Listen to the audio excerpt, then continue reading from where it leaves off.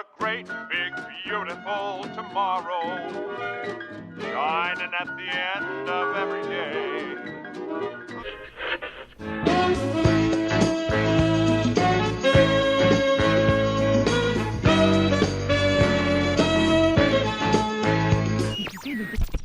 Hey, hold it. You're not a penguin, you're a chicken.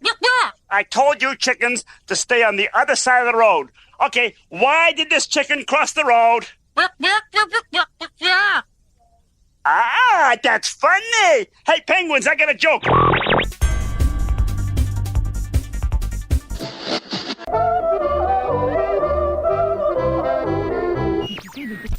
WDW Radio, your information station. Hello, my friends, and welcome to the WDW Radio Show, your Walt Disney World information station. I am your host, Lou Mangello, and this is show number 235 for the week of August 14th, 2011. I'll open up the inbox to answer more of your Walt Disney World questions this week. Topics include everything from getting from Walt Disney World to the Disney Cruise Line via the Disney bus service, other names some famous Disney characters are known by around the world, Fantasyland construction timeline, an interesting question that I'll ask you to weigh in on, Disney wedding music, Phineas and Ferb in the parks, dining on specialty cruises, jelly rolls, and much more. I'll have a couple of announcements before playing some of your voicemails at the end of the show, so sit back, relax, and enjoy this week's episode of the WDW Radio Show.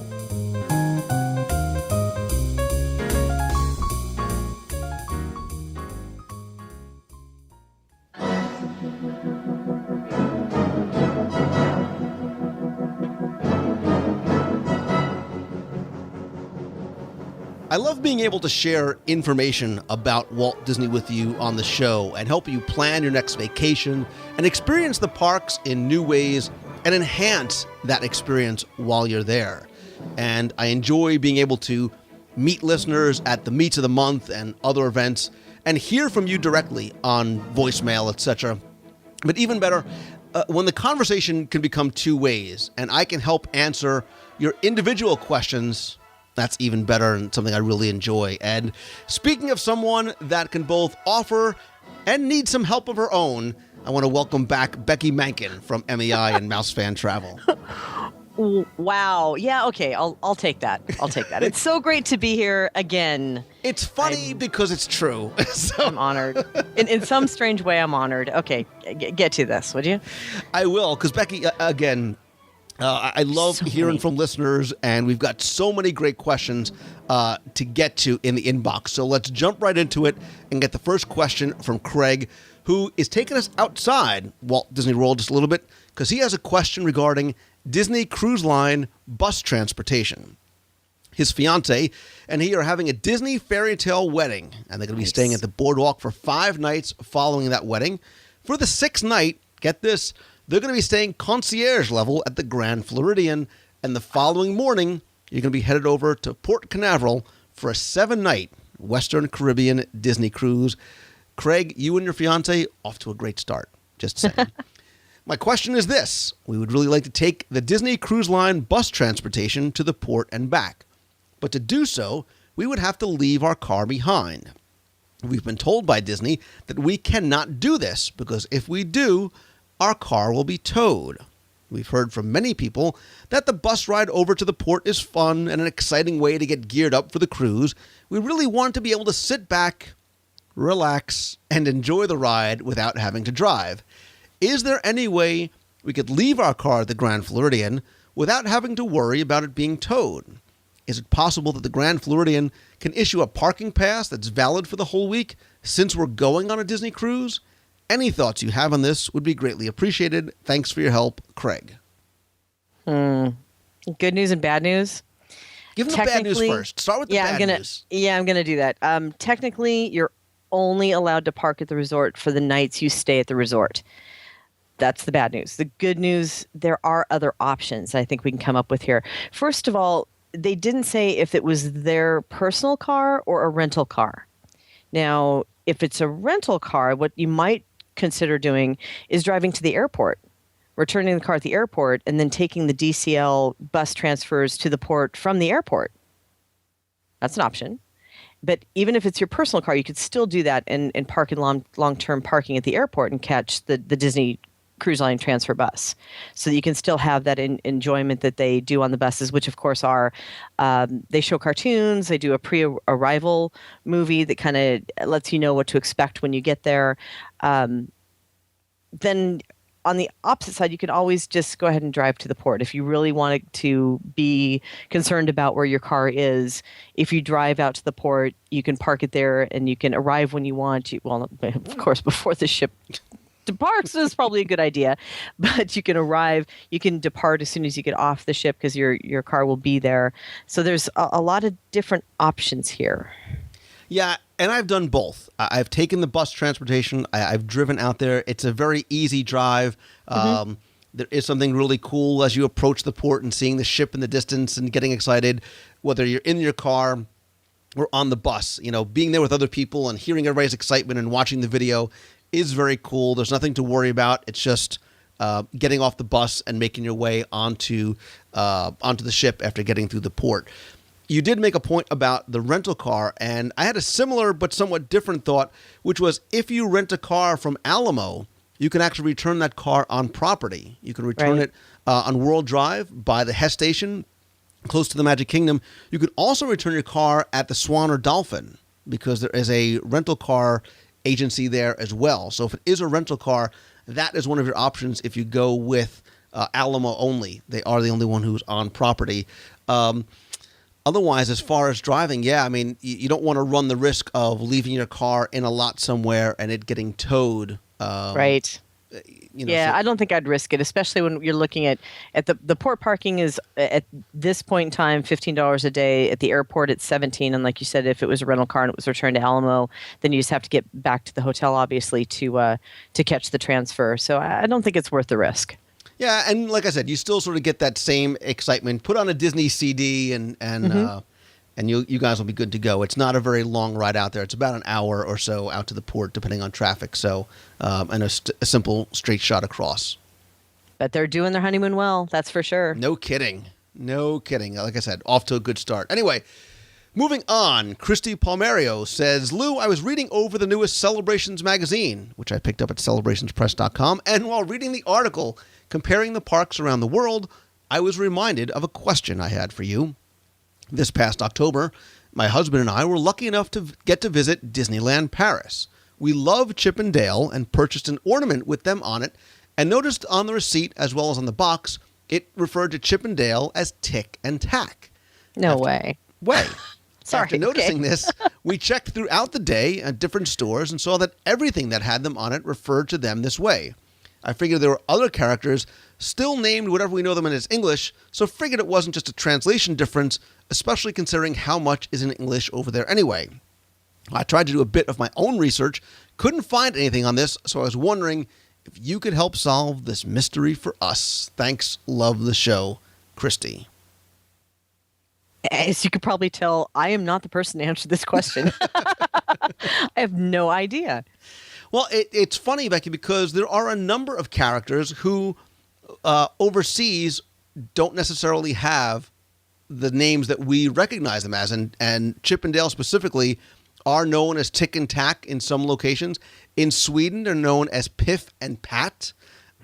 In other countries, they are known as different things that I cannot produce. Chippen und Dalschen I can't even pronounce some of the other ones. Sanjub was Sanjub in Arabic. Wait, that's my question, though, really quickly. Then how can you tell Chip and Dale apart if they're Tick and Tack? So in other locations,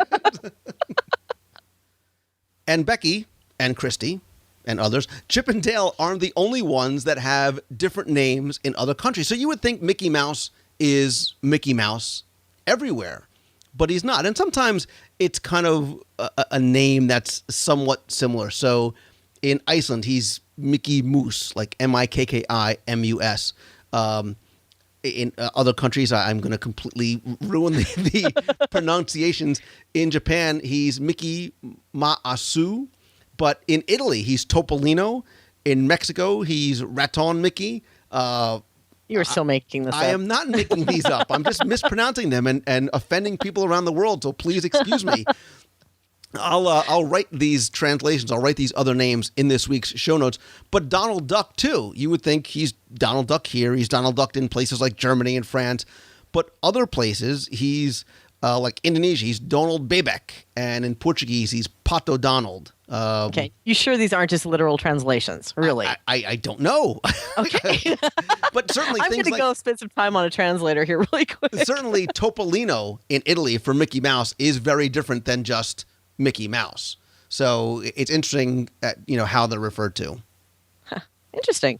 I learned something today. And if you are listening from another country and I have offended you, I am sorry. Or if you have your own translation or your own reference to a classic Disney character, email me or comment in this week's show. I'd be very interested to hear exactly what it is and mispronounce that name as well. Moving on to a question from Kate Fisher that hopefully does not involve any translation. I got a D in Spanish. Lou, I've enjoyed getting back to, and Italian, I've enjoyed getting back to listening to your show so much. I found it before the last time I went to Walt Disney World in January 2010. I love listening to all the top 10, 15, 20 lists especially. My question concerns the construction that recently began in Fantasyland. My family and I are going to Walt Disney World, and I was wondering if there's a tentative timeline in regards to when construction would be completed. I go to the parks about every other year. I've been looking forward to a huge development like this for a while. I'd be very excited to see even part of the new area during my upcoming trip. Do you know if everything's going to be open all at once, or if individual attractions and restaurants will be opening upon their completion? And about how long is this process supposed to take? Thanks so much. Keep up the great work. Look forward to the show every week. Again, that's from Kate Fisher. Kate, again, to use a Mankinism, I've got some good news and I've got some bad news. And the bad news is that for something like this, they won't sort of open things as they're completed. So if Be Our Guest Restaurant is finished, they're not going to open that and then eventually open up Maurice's Cottage and then the Little Mermaid attraction. Fantasyland, sort of the first phase of it, and we don't know specifically what attractions and restaurants and shows will be part of that, will open in phases. That first phase is set to tentatively open, subject to change without notice, in the spring of 2012. Again, we don't know what that's going to consist of. Becky, basically, by looking at sort of the construction that's going on there now, they are moving very, very quickly.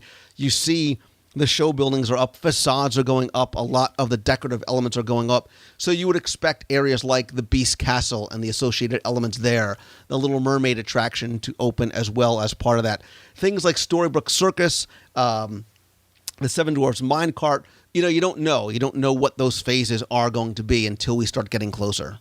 Yeah, and this is a huge undertaking. It's not just that they're just doing one attraction. This is an entire land, and there's a lot of time and a lot of possible setbacks in there as well. So until then, hopefully they'll hit their spring target, and we get to enjoy some pretty stylish construction walls in the meantime and watch some cranes put some stuff together. And like you said, it is coming along. You between the two trips that I took from the first of the year till mid-year, there was a lot of difference and a lot of change.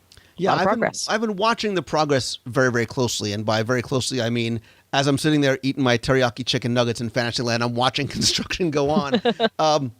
But they are getting this up. I mean, they are working literally around the clock to get this up. And you really start getting a sense of just how big this project is, how far back it is going to go, and how it is going to change the literal horizontal and vertical landscape of Fantasyland and how different it's going to be. I am very, very excited for what's going to come. I'm looking forward, at the very minimum, not just to the restaurants, of course, but to the visual elements and how the sight lines are very much going to change in Fantasyland. So I'm looking forward to, hopefully it's going to be early as opposed to late spring 2012 when we start seeing this open. That'd be great. So our friend Fiona from the UK says, Lou, I've been to Walt Disney World from the UK 11 times now and discovered on your show, which is wonderful for tips, knowledge, and ideas for my family vacations there. I hope you can help me with this idea that I have. I want to take my friends on a pre-college trip to Walt Disney World in 2012. What would be the best time of year to go for less queues, and would it be affordable for high school grads to travel to and stay at the resort? Love the show. Thanks for your help. God save the Queen, Fiona. Well, obviously, the best time for the fewer crowds are the official value season dates, which tend to be January to early February, late August into September. And you also see the best hotel room rates during that time, too, because it's low season, meaning that it's not as in demand of a time to go. September can be a little dicey in terms of weather, just because it's extremely hot still at that time and nice and humid still before it turns in October.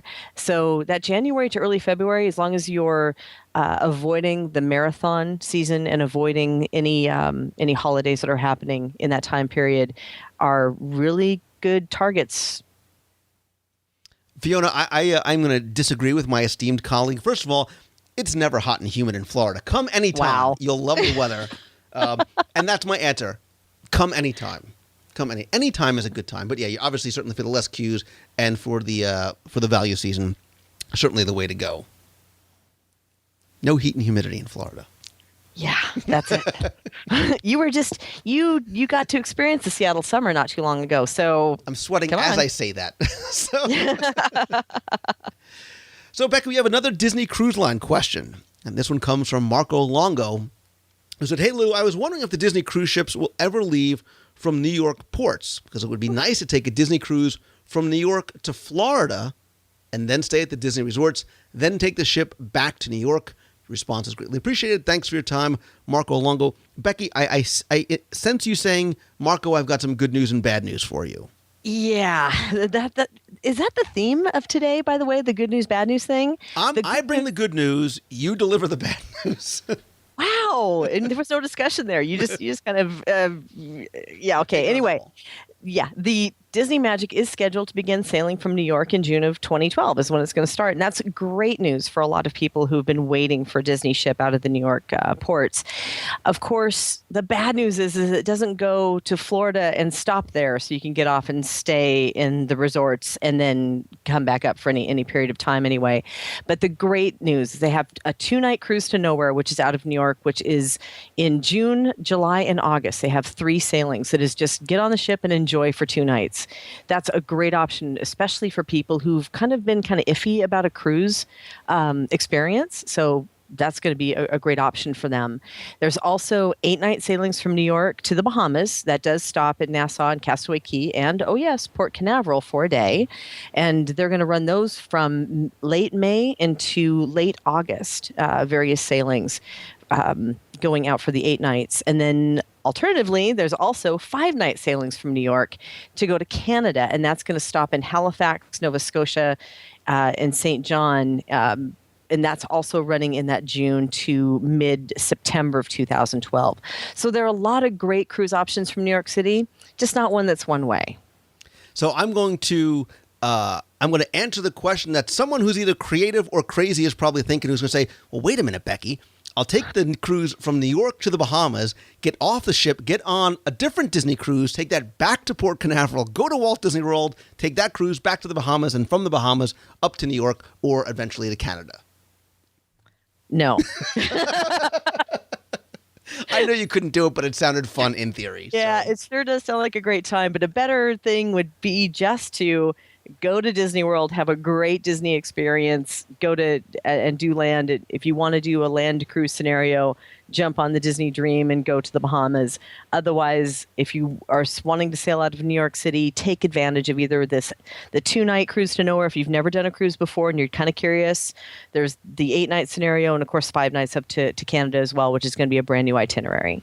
I'm going to tell you that the 2-night cruise to nowhere appeals to me so much that it is one of the very, very few things that I would potentially miss about being in New Jersey. The 2-night cruise to nowhere, pork roll, egg and cheese, really good pizza and bagels, and White Castle, and maybe giant football games. And that's it.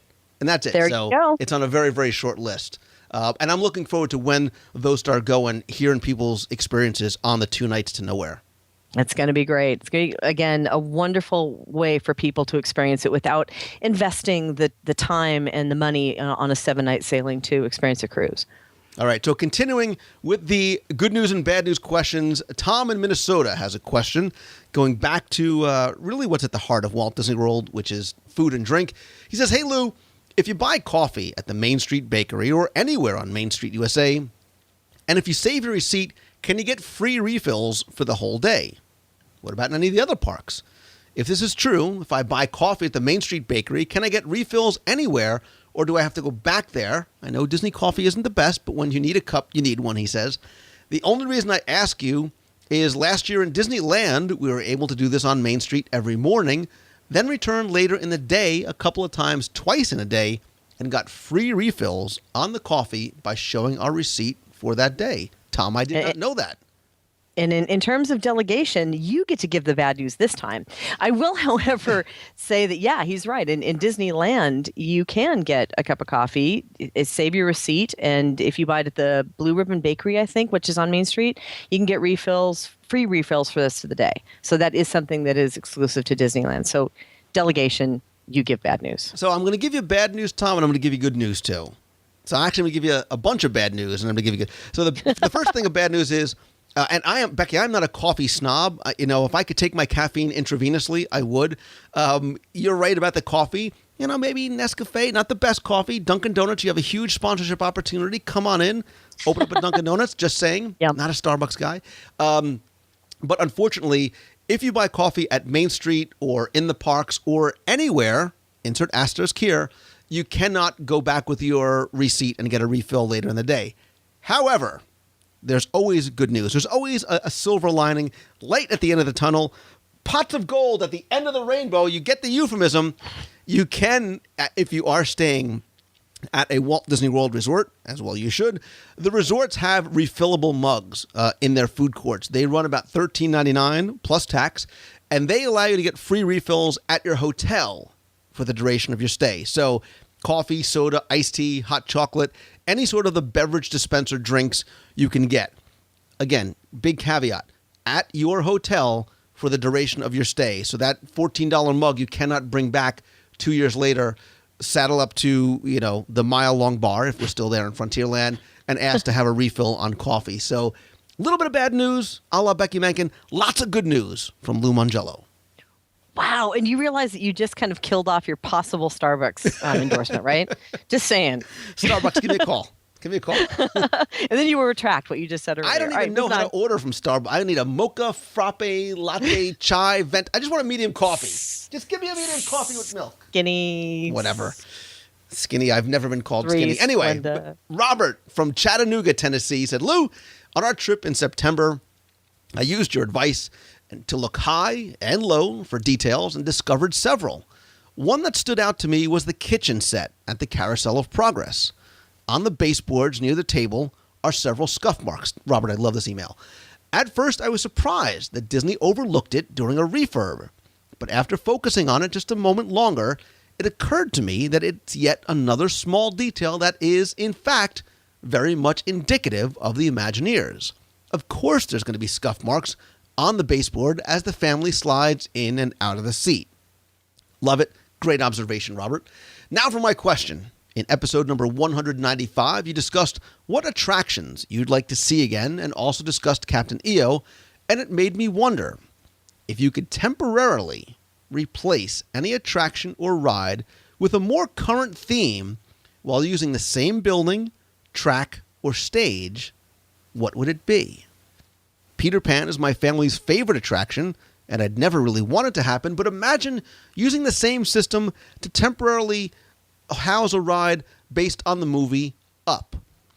What temporary or even permanent replacements would you like to see? Thanks for what you do, Robert in Chattanooga. Robert, again, I applaud your observation of those kind of details and how Disney makes sure things are weathered and looked the way they're supposed to be for that time period. But you ask a very, very intriguing question. If you could temporarily replace an attraction or ride with a more current theme using the same building, track, or stage, what would it be? So, Becky, I think he's not saying which attraction would you sort of refresh? You wouldn't update Peter Pan to new scenes. What would, using that ride system, what would you replace it and update it to be? And how long is this podcast going to be so we can think this one through? There's wow. Oh, okay. The obvious one that immediately snapped to mind, but it's not very creative, unfortunately. But of course, what can I say? I can't apologize for myself right now. The obvious one would be updating Soarin' to different locations, over the USA or UK, France, or whatever. But that doesn't take it, I think, in as extreme of direction as I could if I had more time to think about this. Let's toss that to you for a second, Lou. What do you think off the top of your head? Well, so it's sort of thinking out loud. He doesn't sort of give us any restrictions as far as time, as far as budget. Certainly, Soarin' makes the most sense as far as ease of replacing simply just a film and sort of reprogramming the ride system. That, to me, made me think of something like Star Tours. Rather than Star Tours, though, we've got Body Wars sitting empty over at Wonders of Life. Here is a real-life example, a real-world example, where you could take an existing ride system and easily update it to, and hopefully they will, something a la Star Tours 2, Star Tours 3D. New story, new ride system, enhanced audio, enhanced video, and again, sort of that same concept like Soarin', like Star Tours, quote-unquote, easily upgradable to whatever kind of experience you want it to be. So what's not to say that you couldn't reprogram those simulators to something, to The Incredibles, to Toy Story, to Meet the Robinsons, to whatever it is that might be. I just saw The Incredibles the other day, so this is what I'm still on Was this. that for the first time? No, it's not for the first. It's like for the 41st time. I love that movie. If you had some sort of ride through a simulator that you could experience the different superhero powers, that would be so cool. So you could meet other heroes that were within that time space, kind of a la. And I don't want to compare it to Spider-Man ride, but I'm going to anyway. But I don't even know you anymore. I know. Oh, we got to talk about that. That's another thing. All right, that's a whole nother thing to talk about later on. But to be able to go from scene to scene and experience those different superhero powers, that would be really cool. Yeah, and I think it affords you. And I think when we talked about the Wonders of Life Pavilion and sort of we're thinking about the future of that pavilion and that attraction space, you do have the opportunity to, it doesn't have, just because it's a motion simulator vehicle, it doesn't have to be something like a Body Wars or like a Star Tours that maybe some people say, it's not for me. I don't like the speed. I don't like being jostled around.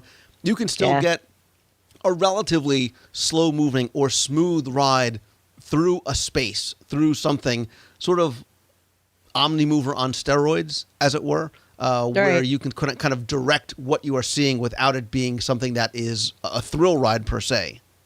That's true, which is why I love his example of Peter Pan all up, because you're already floating up there and it's going slowly and it could appeal to all ages, and that really is a great example.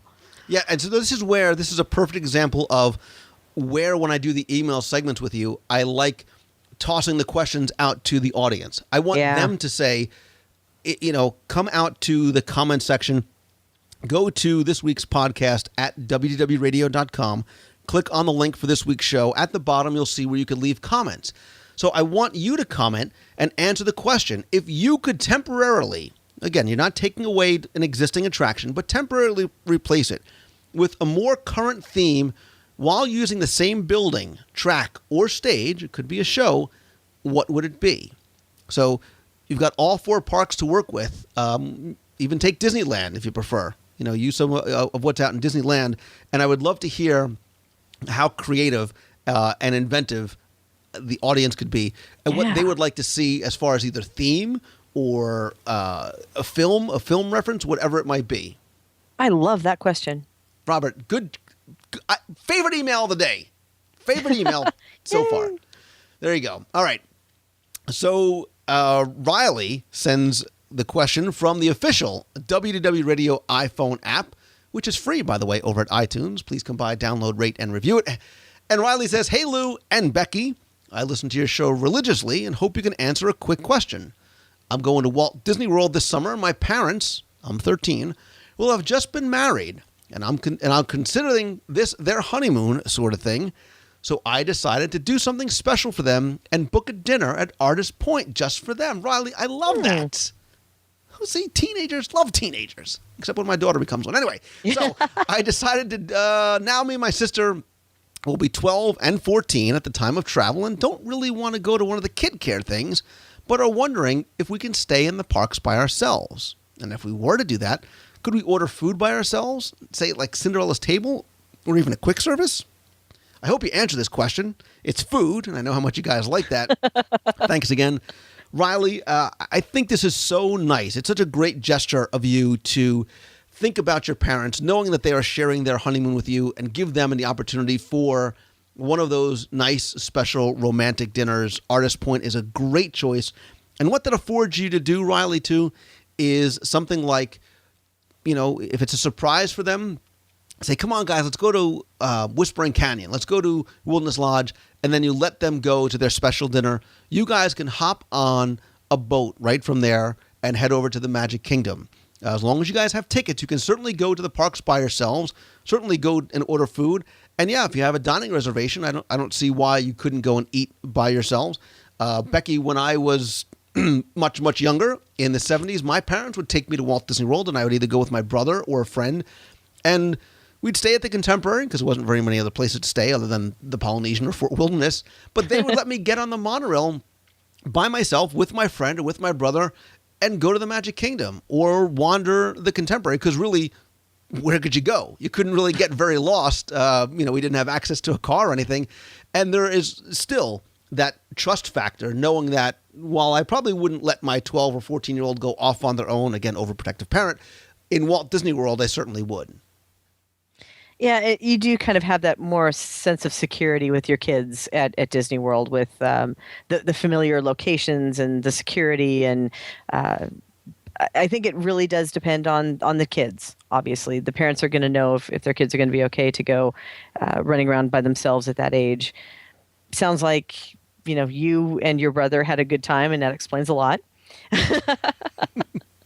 Wait a minute. I'm gonna get so in trouble for that one. It was kind of subtle. It was a subtle dig. Anyway, moving on. Yeah.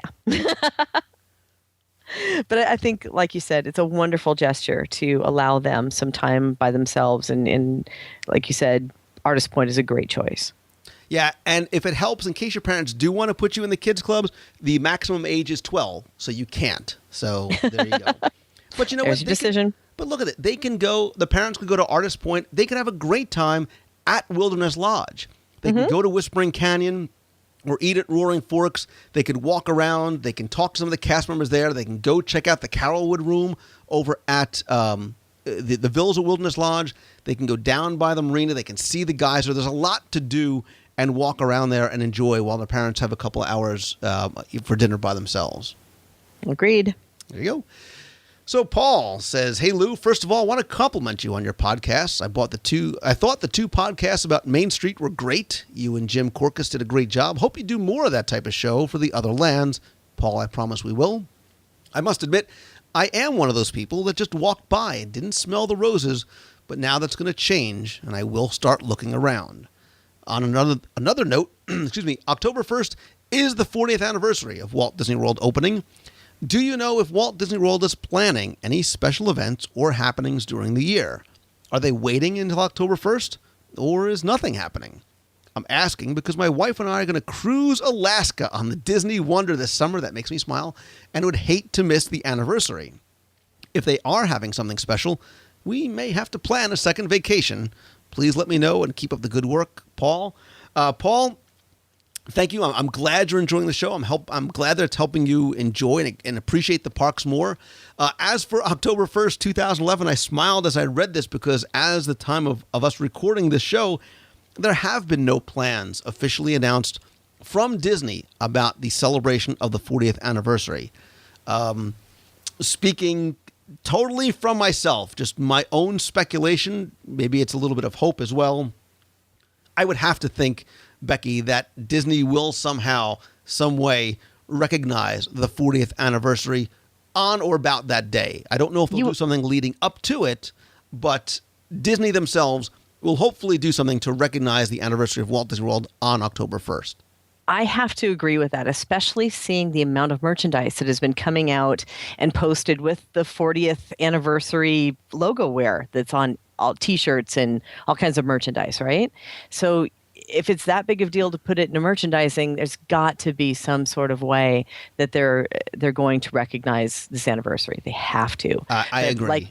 Like you said, we've not heard anything. It's all rumor and speculation as to when and or where and or if a special event or happening is going to happen. But I guess we just have to wait and see. But Paul, if you're even contemplating, or by contemplating I mean looking for an excuse to plan a second vacation, I'm going to tell you that we, collectively, the WDW Radio family, will be celebrating the 40th anniversary in our own special way. Yeah. On a very special WDW Radio. Last year, we had a 24-hour live video broadcast and chat from Walt Disney World for no reason other than the fact that I was crazy and to do some fundraising for Make-A-Wish. Well, this year, in honor of the 40th anniversary, somehow it came out of my mouth before I really thought it through. But it sounded good in theory, Paul. So starting on October 1st, we are going to do 40 hours live from Walt Disney World. So 40 hours for 40 years of Walt Disney World. What were you thinking? I have no idea.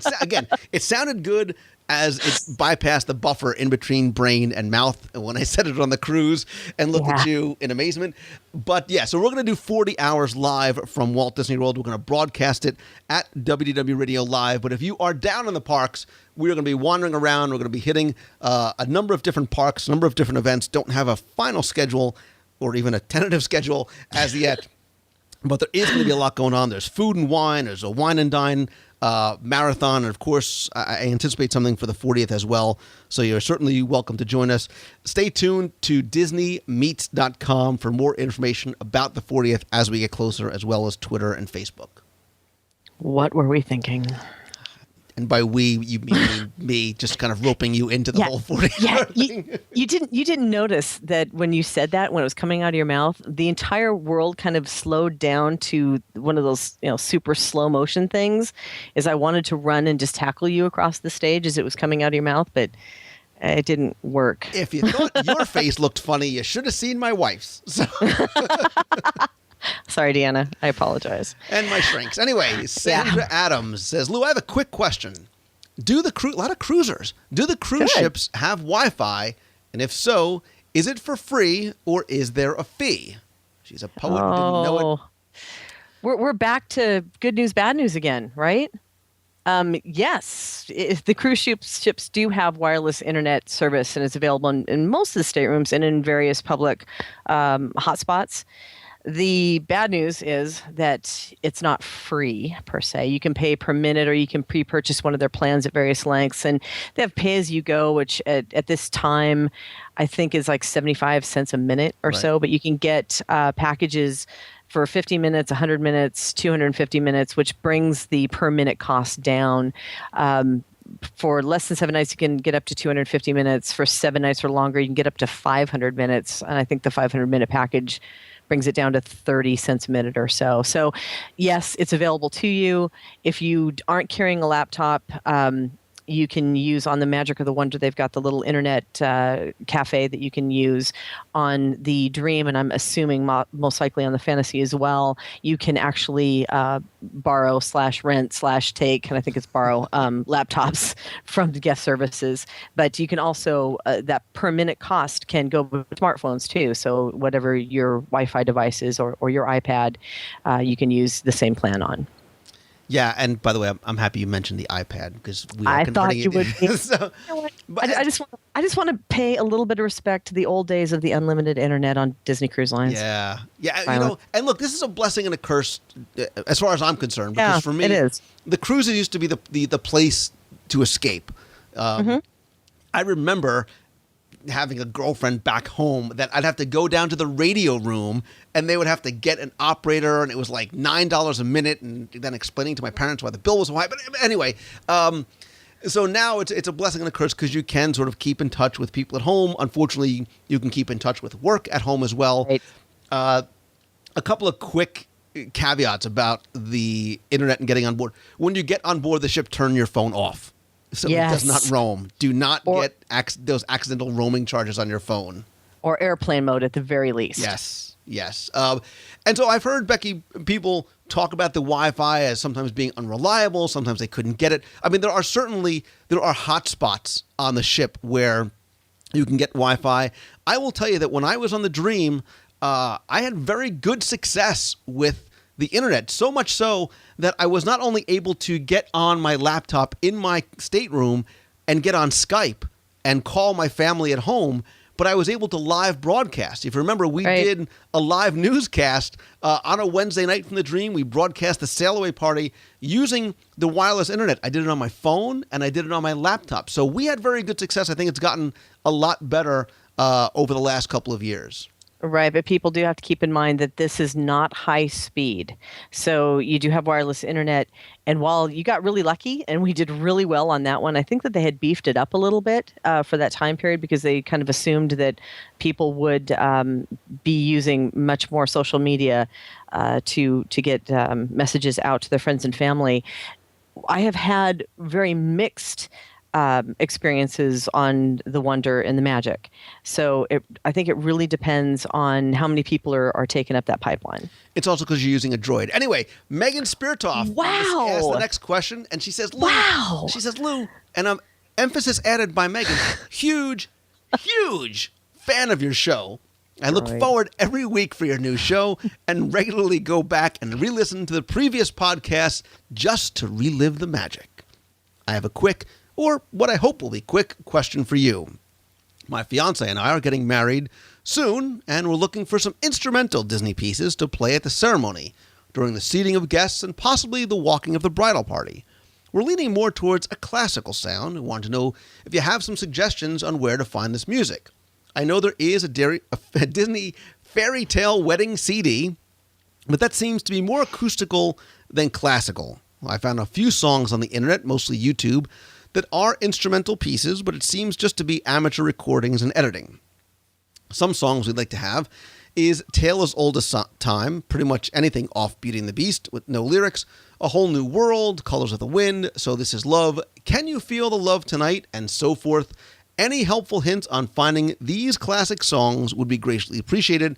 Again, that's from Megan Spiritoff. Megan, you are asking a question that is certainly not unique. A lot of people, myself included, would love to have had Disney music at their wedding.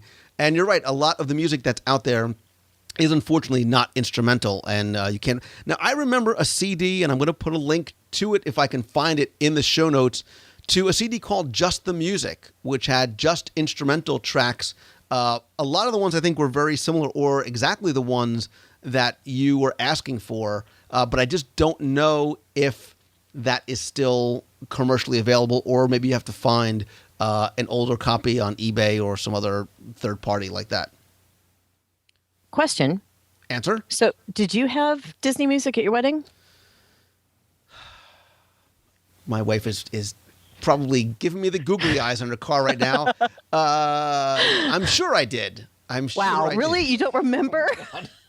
Please don't ask me what my wedding song is. Wow. So, but I'm trying to think of other still gonna edit this songs. out, aren't you? No, not at all. It's going in just the way it is.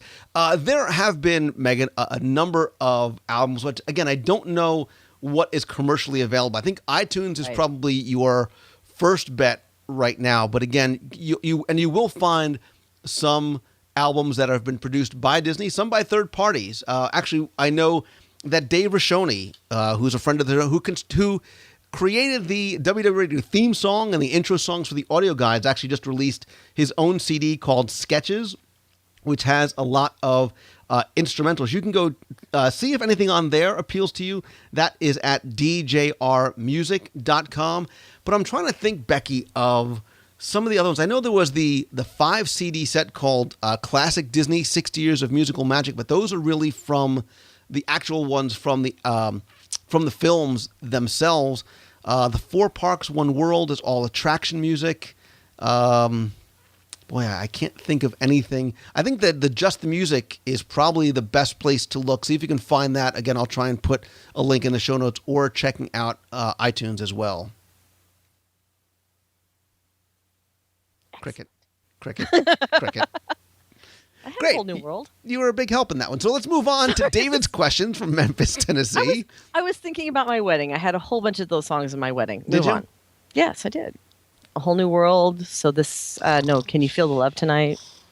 Okay. David says, my family, thanks for the trip down memory lane. My family really Yeah, you're enjoys welcome. the Kim Possible World Showcase Adventure at Epcot Center every time we visit Walt Disney World. Do you think this attraction of sorts would ever be modified to use Phineas and Ferb characters?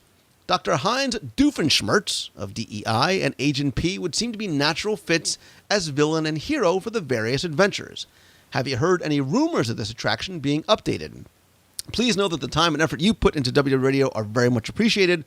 Thanks again, David from Memphis, Tennessee. David, that's a great idea. You know, we've been talking on this and previous email segments about updating and changing attractions, how we would sort of maybe modernize them temporarily or even permanently.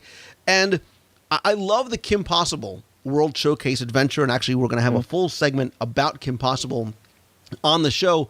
But Becky, for a lot of people, it becomes sort of the relevance again. You know, Kim Possible, I don't believe had any new episodes on the Disney Channel at some time, while Phineas and Ferb is incredibly popular, both on TV and video games and in the parks as well, as they have meet and greets going on over at the studios.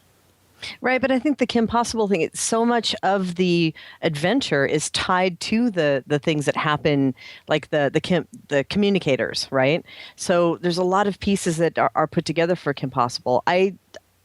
While everything does have to grow and change and be updated, I hope that they don't change it, personally. I kind of like that. Well, so my thinking was the same. I don't think that they should necessarily replace Kim Possible because it is saving the world. That was her job, was to save the world. That being said, that sort of technology, and again, could be modernized with a phone like an iPhone where you have a bigger touch screen. You don't have to use the actual little keypad. Right. You could do that in other parks. You could do it at the resorts. You know, there's lots of ways to sort of implement that technology and different characters, not necessarily replacing Kim Possible, but they're doing something very similar to that out at Aulani. Who's not to say that they couldn't do a Phineas and Ferb Doofenshmirtz adventure at, you know, pick the resort of your choice, Contemporary or one of the other resorts, or multiple resorts as well. Good point. Taking an idea that works and expanding on it. Absolutely. So, again, there's an opportunity here if anybody has any suggestions of how or what they would like to see. Again, it's funny. Phineas and Ferb is one of those things that I think of things like the Kingdom Keeper series of books aimed at a certain demographic, aimed at the younger set, but seems to appeal to a much wider audience, adults included. So I think a lot of people might like to see a Phineas and Ferb interactive experience like that come to the parks. I guess I have to go watch Phineas and Ferb now. I was going to say, you've never even heard of Phineas and Ferb. Of course I've heard of Phineas and Ferb. I just haven't actually sat through an entire episode. I'm getting a migraine. Anyway, moving on to Auburn, Maine, and a question from Mike. He says, "Hey, Lou, wondering if you can help me with a question that may involve food. My wife and I and two children, ages 12 and 4, are heading to Walt Disney World along with my parents for 9 days to celebrate my son's 4th birthday. We have a fun plan for this day of his birthday: Blizzard Beach in the morning and early afternoon, back to our hotel, Wilderness Lodge, in the late afternoon to ride Sea Racers, dinner at Whispering Canyon Cafe, then an Illuminations cruise to top off the evening. Your son and the rest of his family are lucky people. That is a great way to spend the day. Again, completely outside the parks. Yeah, great experiences outside the parks.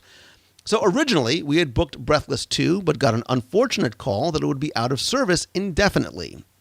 Disney rebooked us on a pontoon boat in its place.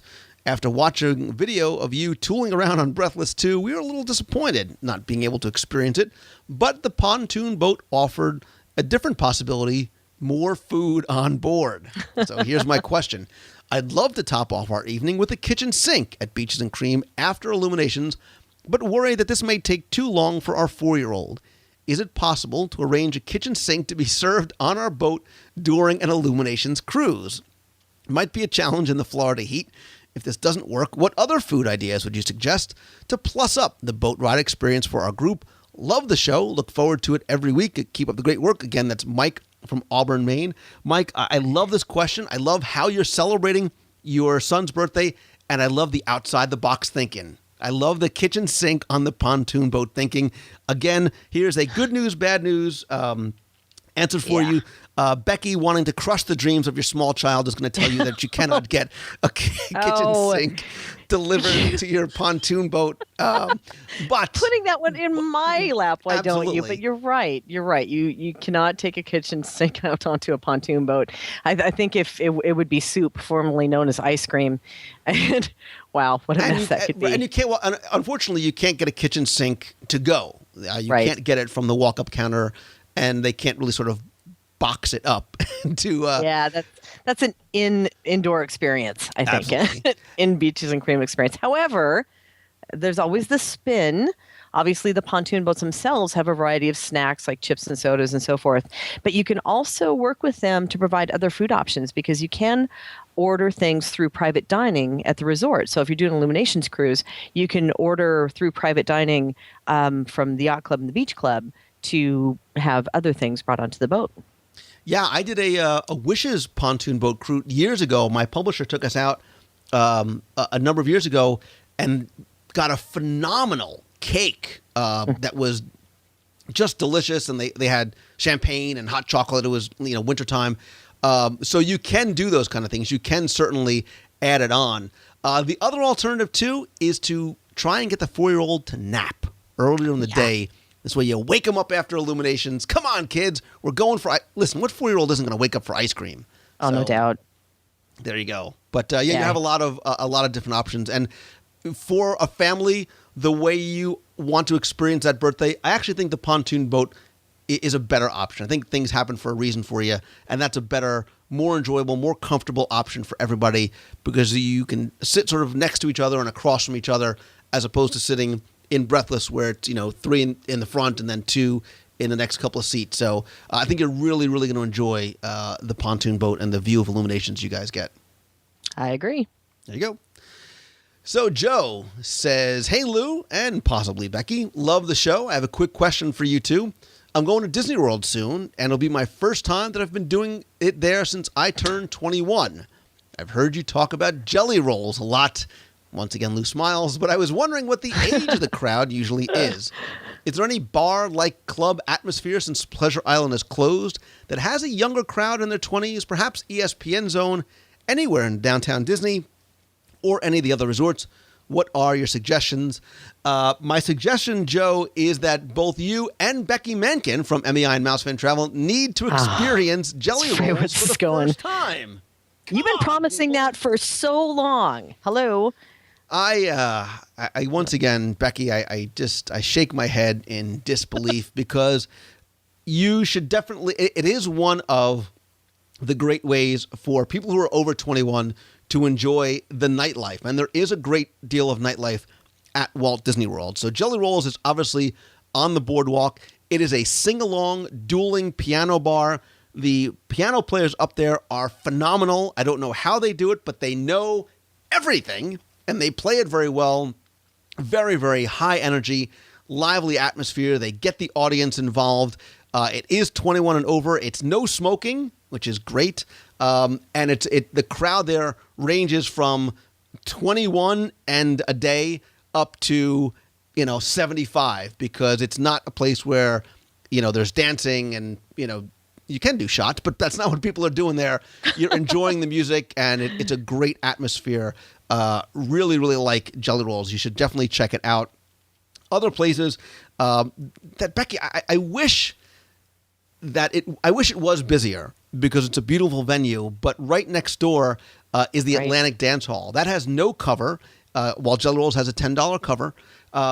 It's more of a dance club, and it's a beautiful venue right on the water, and you can go sit outside, and there's great bars and the high ceilings. But unfortunately, for the most part, it's not usually very, very crowded. Certainly during the busier times of year, it does get busier, but it is not sort of the hottest of the hot spots at night. I think someone needs to kind of get on the marketing people for that one because it really is a great venue and there's a lot of great music and it does appeal to the younger crowd. And I would love to, go spend some time over there. And it's too bad that it's not full. We're going to have some sort of WDW radio event at the Atlantic Dance Hall. Let's do it. The WDW radio moonwalking meet of the something. Anyway, a couple other places you should probably think about too, Joe, is over at Downtown Disney. Obviously, Mannequins and Pleasure Island as we knew it are long gone. Raglan Road has a great atmosphere at night, very high energy, live music. They've got the Irish dancers there. You can sit up at the bar if you just want to have a couple of drinks. And again, the crowd there ranges, wildly from young people to older people as well. Another place, I hate to give this away. Uh-oh. I hate to give away my secret location, but I'm going to give it away to you anyway. So, Joe, here's my secret night spot that nobody knows about. And it's not in Downtown Disney. It's not at Pleasure Island. It's not. Oh, wait. As long as we're in Downtown Disney, House of Blues is another great place to go at night. True. Bongos. Bongos has live music and dancing Friday and Saturday nights. Alas, the secret location I'm telling you about is actually at a resort. And it might not be the resort you're thinking of. Becky Menken, you are just dying for me to tell you, aren't you? You have no idea. You're so going to go to karaoke, aren't you? I am not karaoke at Kimonos, which I love. They have off the best sushi. Oh, another secret. Kimonos, best sushi on property, karaoke about 9:30 at night, which I don't do. Although I think I did moonwalk there one night. Anyway. But yes, you did. The place that do you have any clue what I'm talking about? I don't. I'm afraid. I'm very afraid. You should not be afraid because if that's the kind of entertainment you're looking for, believe it or not, Joe, if you head on over to Disney's Coronado Springs Resort, Rick's Lounge is the secret hotspot. Rick's Lounge has it has a DJ. It's got a dance floor, very cool, funky, high energy atmosphere, while there's still sort of comfortable couches and chairs you can sit off to on the side. There's a few TVs there as well. There's a private room in the back. Secret location, Rick's Lounge. To see Becky move it, shake it, celebrate it on the dance floor, that's where you got to go. Oh, you wouldn't that. No one would want that, really. We'll but I do have a great video of you on the cruise ship, but that's another story. Hey, wait a minute. I thought we were friends, or at least acquaintances. Anyway, so there you go. That's my secret location. It's worth a trip out there if that's what you're looking for. Certainly, Thursday, Friday, Saturday nights. But you can also visit their website, and I'll put that link in this week's show notes. So Rob Mayer has a question. Back to food, as if we ever left it.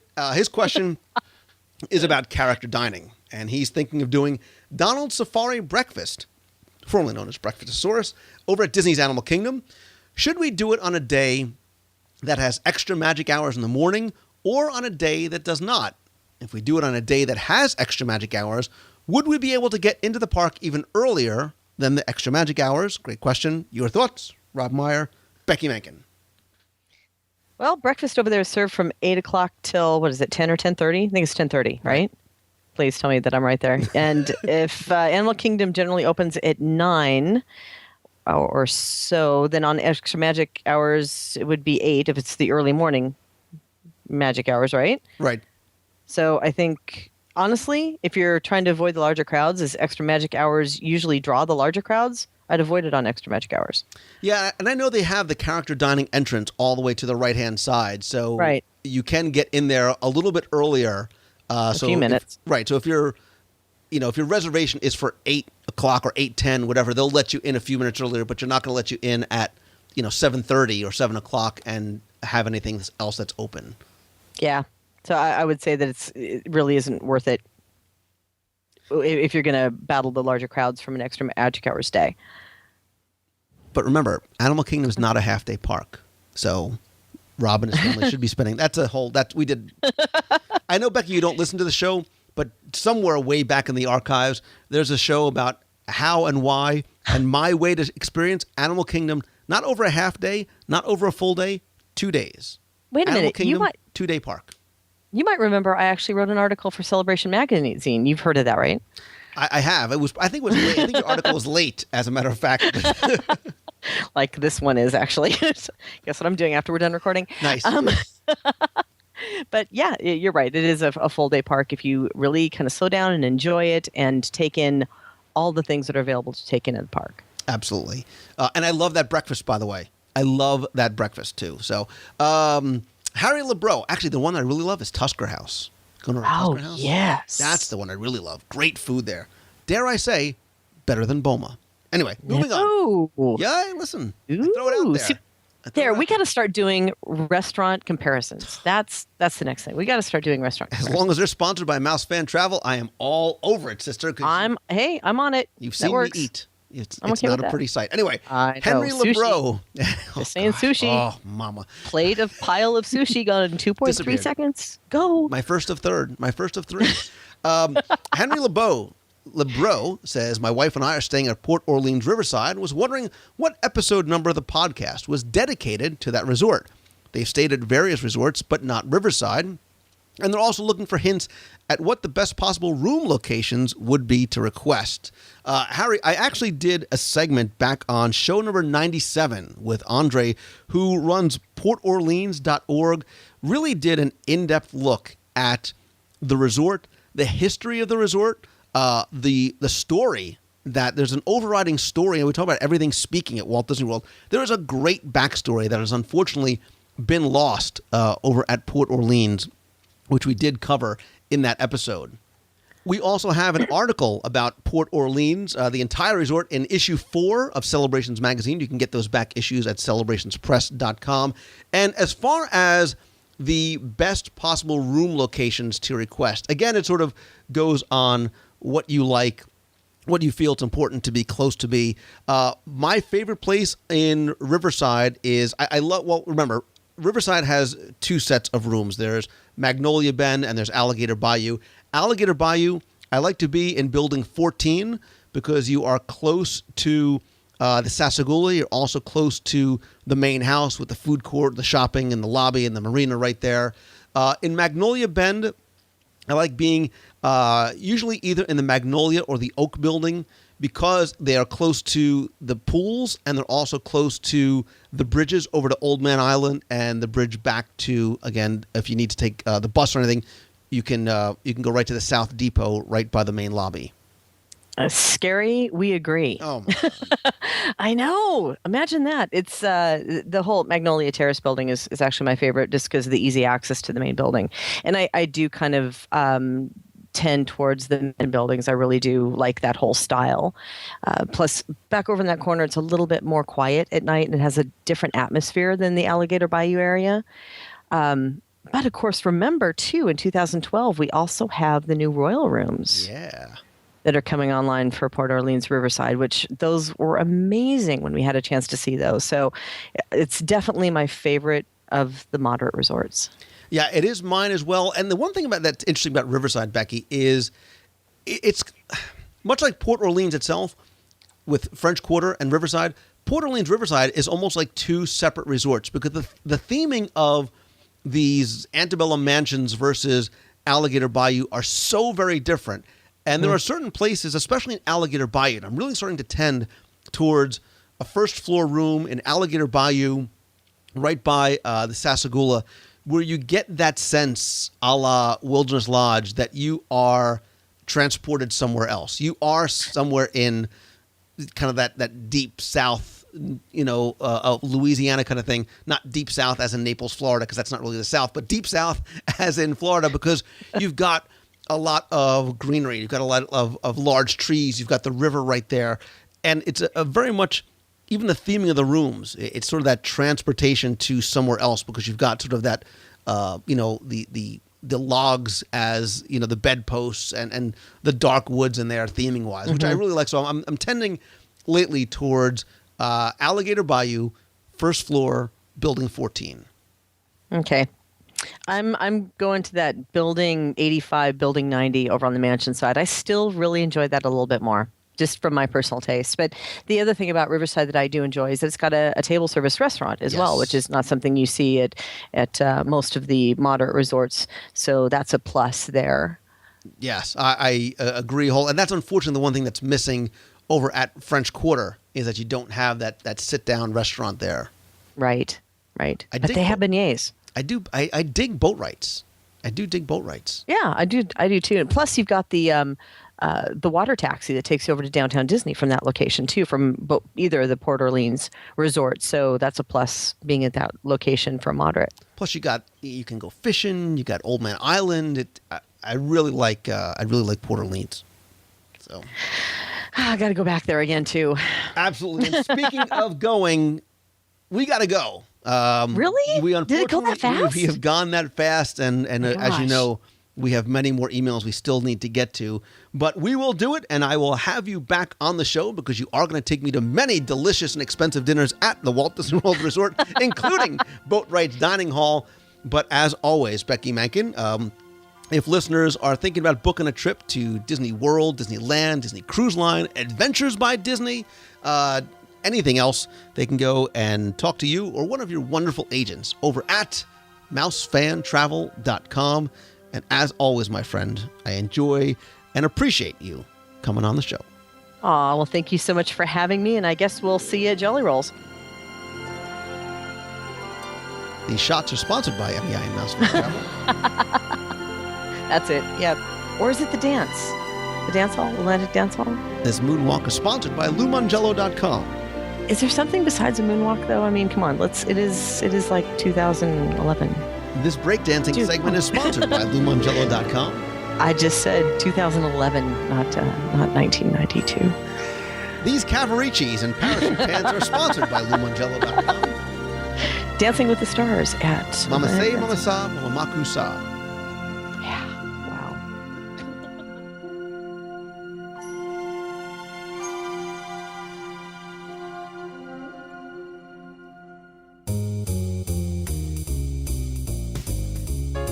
That's going to do it for this week's show. Thanks so much for taking the time and tuning in this and every week. Please come by the website at WDWradio.com and comment on this week's show. Visit the podcast section, click on the show notes for number 235, weigh in on some of our questions or some of the topics we covered.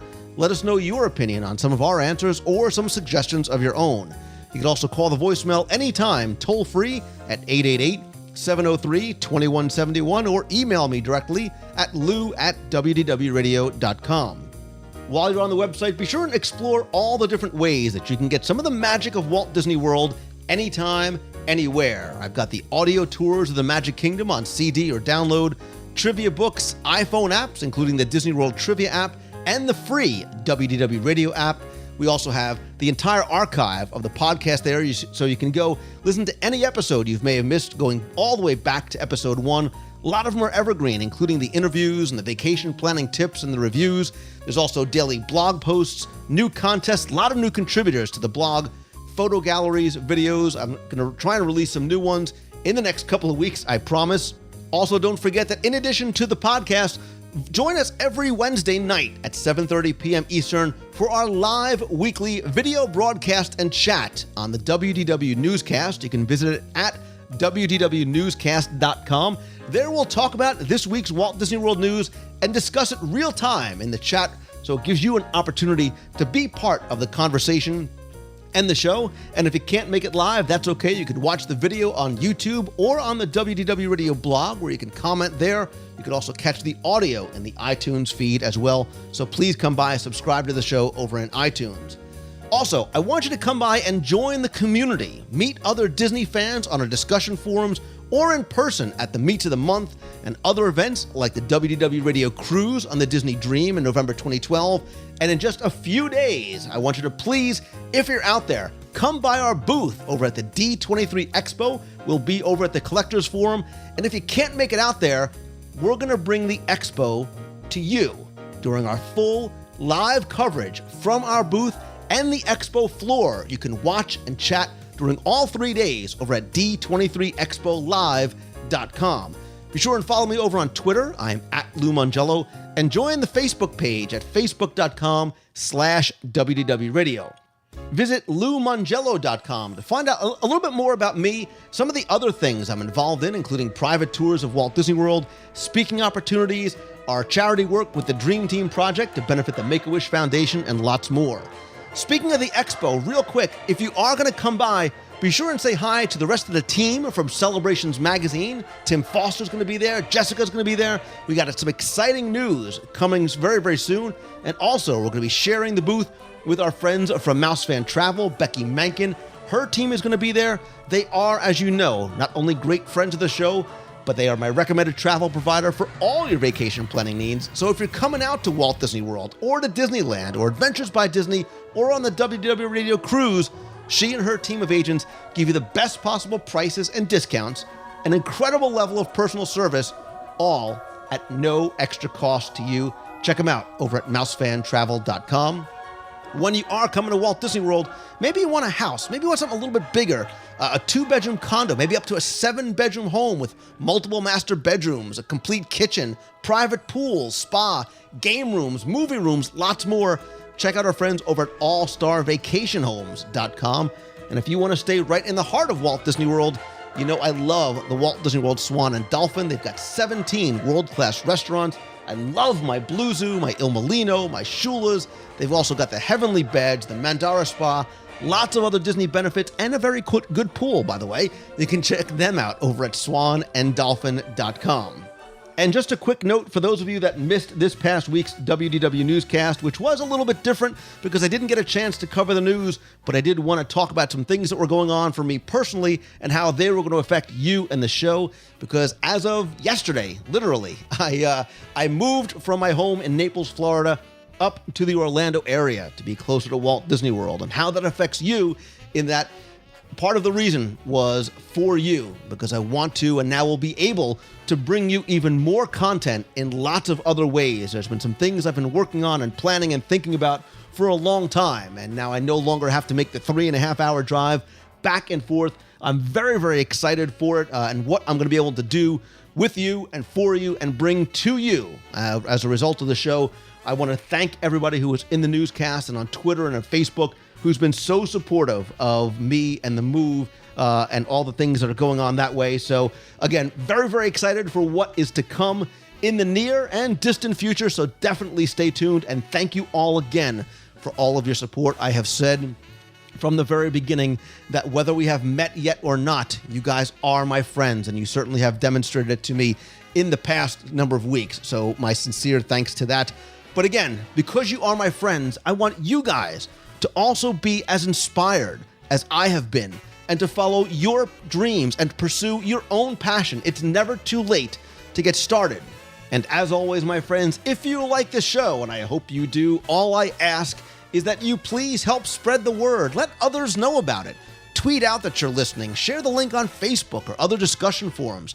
Please come by, rate and review the show and the apps over in the iTunes Store. So until next time, whether I see you live at the D23 Expo or in the box at d23expolive.com, my sincerest thanks. You guys inspire me each and every week. So thank you again for listening. Have a great week, everybody. See ya.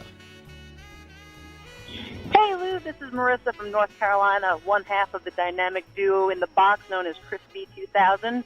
I'm just calling to tell you good luck and congratulations on your big move to Orlando. I just want to let you know that you are an inspiration to all of us. Every day you are not only following your dreams, but you are living the dream. So again, congratulations and best of luck in the new home, and we will be seeing you, if not in Disney soon, then we'll definitely be seeing you in the box. Thanks so much and take care, Lou. Bye. It's Andre from New Jersey. How are you? I just wanted to call about the last show you had, show number 234, about Stephen and Stacy.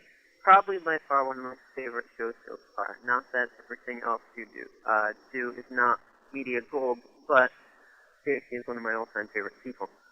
Just wanted to let you know that brought a real smile to my face. It was very humorous, actually, and go out for maybe a part-time career in stand-up comedy. Anyway, take care, buddy, and I'll talk to you soon. Bye-bye.